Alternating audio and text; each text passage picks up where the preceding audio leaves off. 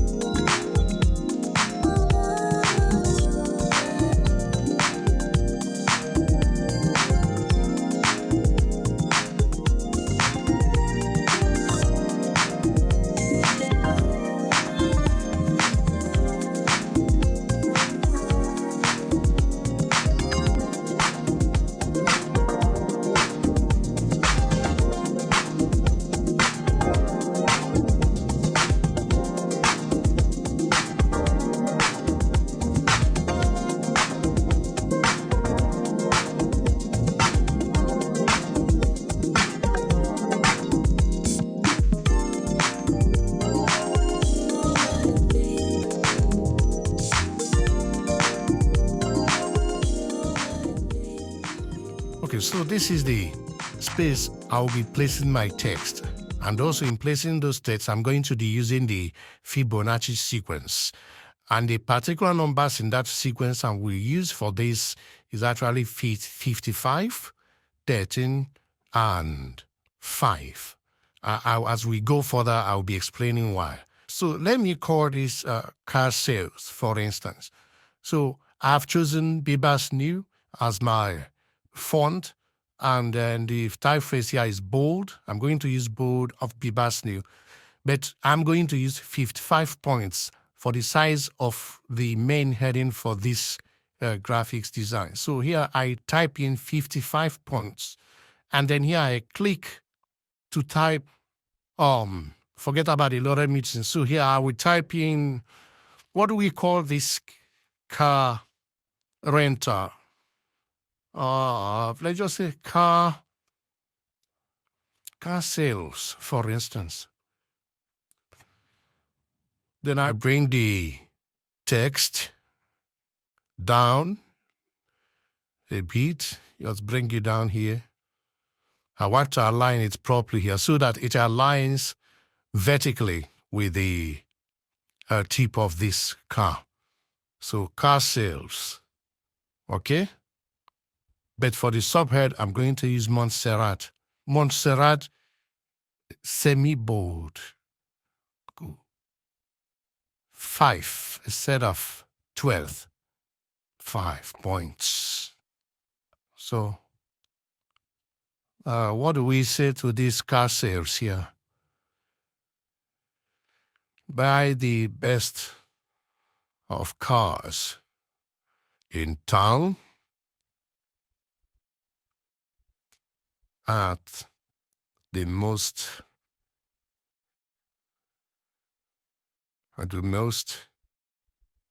affordable price and pleasure. Make it a day with us. I mean, this is just to fill in the text. You can suggest better slogan for this. So I select my text. Here is centered. I want to justify it left. So I bring this under here. I align it to the left side. Now for this text, For the color, I will use white. So I change it to white. Now, I still feel like I should have something like a rider, not a rider, but some kind of another value statement on top of the car. So I select my type tool, click here again, because I have chosen 5, but this time I want to choose, the next value is 8. Then you choose 8 and see how it looks like. Remember, we have 1, 2, 3, 5, 8, and 13, 22, 34, and so forth. So I choose 8. And here, let me say, what do I say about this? I'll make it caps. Ever in need of affordable cars? So this is 8. And I adjust its size here. Okay. So this is what we have now. Ever in need of affordable cars? Car sales.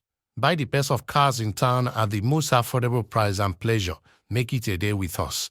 Now, you might tweak this heading again by selecting it and changing the color of the car to white. I mean, this is about color combination. That's not the focus of today's tutorial. The most important thing I want you to pay attention to today is how to assign font sizes to your header, the subhead. If you have a subhead again, just how to assign font sizes to different text on your page. So from what I have here, follow the Fibonacci sequence. This is 8 points, this is 55 points, and this is 5 points. So this may not be the perfect design, this may not be the best of design, but at least what the sequence or the principle does for you is to help you actually be able to emphasize what you need to emphasize and also de-emphasize others you don't want, but still give them the prominence they deserve in the whole message layout of your design.